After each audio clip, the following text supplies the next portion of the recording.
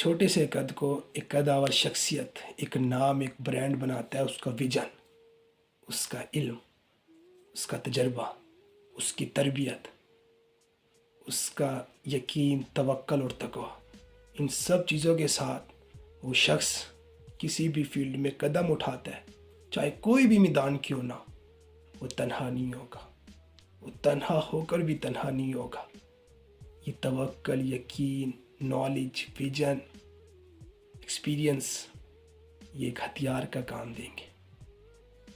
دیکھیں، رزلٹ پر فوکس نہ کرو، یہ برانڈ، بڑا نام اور قداور شخصیت یہ تو رزلٹ ہے نا۔